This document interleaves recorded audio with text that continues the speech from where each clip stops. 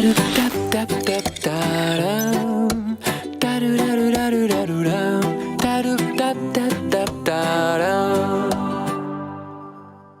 nosaltres ara fèiem una aturada curteta per posar 4 anuncis i en tornem a visitar el doctor José Manuel Valverde. Amb ell xerrarem de virus que ens esperen aquest hivern. Un d'ells, òbviament, és Covid. Hem anat a un centre de salut a veure com va la vacunació.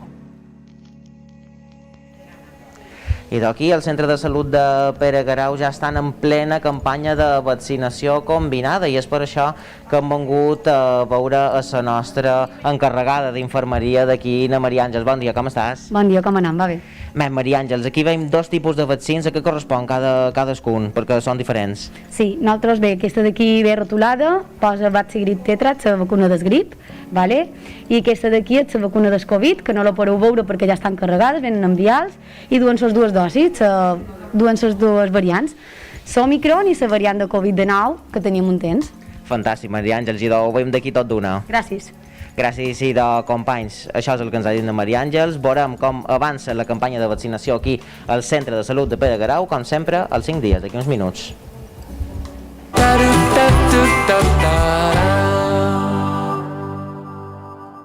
Anem a intentar facilitar a la gent que s'ha de vacunar, ho diuen els doctors, ho diu l'experiència d'aquest hivern que ens espera, i des que va començar aquesta campanya de vaccinació combinada que comentaven de grip i Covid, és veritat que els centres de salut han esdevingut un anar i venir de gent, però tal vegada no tanta com la que voldrien. Anem a comprovar-ho.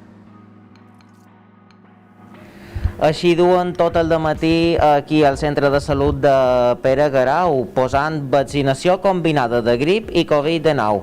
De fet, tenim aquí la nostra infermera Nara. Nara, bon dia, com estàs? Bon dia, bé. Heu tingut moltíssima afluència de gent avui, no el veureu? Sí, molta, molta. Per exemple, ell de què l'estaves vacunant ara mateix? De Covid, la darrera. I la de la grip també li heu posat? Sí, abans. Val. I de mare, moltíssimes gràcies, hem acabat amb tu, moltíssimes gràcies. I és que, companys, tenim aquí en Fran, que en Fran, com mos ha dit Nara, s'ha vacunat dels 2 vaccins. Fran, tu per què has decidit vacunar-te de la grip i del Covid? Pues porque soy un paciente asmático y entonces mi médico me recomendó vacunarme de las dos vacunas. I trobes que si no t'haguessis vacunat d'aquestes dues haguessis estat corregant més riscos, si hauria estat pitjor per tu? Hombre, sí, siempre puedes correr más riesgos si coges cualquiera de las dos enfermedades, siendo asmático, enfermedades respiratorias, siempre puedes tener cualquier problema grave. Fantàstic, Fran, i moltíssimes gràcies i te desitjam que siguis beníssima. Vale, gràcies. I és que de fet continuem, perquè tenim per exemple aquí en Maria Àngels. Bon dia, tu ets la directora d'infermeria d'aquí, no? Sí, la responsable d'infermeria, bon dia. Maria Àngels, per exemple, mostra-mos, perquè per aquí tenim diversos tipus de vaccins, no? Per exemple, tenim d'aquest tipus i després tenim d'aquesta altra tipologia. Bueno, això són vacunes de Covid combinades, ja estan carregades, venen dins un vial, han de treure la quantitat exacta com us diuen aquí de dins, i les vacunes del grip ja venen preparades, just els hem de posar l'agulla i cal després aplicar als pacients. I, per exemple, habitualment, més o menys, quanta gent vos pot venir cada dia a vacunar-se de la combinada? Nosaltres en el centre de salut anem en cita prèvia, llavors tenim 144 forats cada dia, i bueno, és vera que en el començament estaven tots plens, ara hi ha qualque forat encara perquè la gent ja, els que més corren ja s'han vacunat i anem en cita prèvia, se poden apuntar en el telèfon o per internet poden agafar la cita. I, per exemple, llevat d'en Frank, que hem vist que és una persona jove, que sí que tenia un pot d'asma i sí que s'ha vingut a vacunar, sabem que el perfil més prioritari i més abundant és la gent major, però, per exemple, casos com en Frank, vos venen molts. Sí, tota aquella gent que té una patologia crònica, com és una diabetes o com és totes les patologies respiratòries, s'han de vacunar, estan cridades a la vacunació, les gestants, les dones que han parit fa menys de 6 mesos també entren dins la campanya.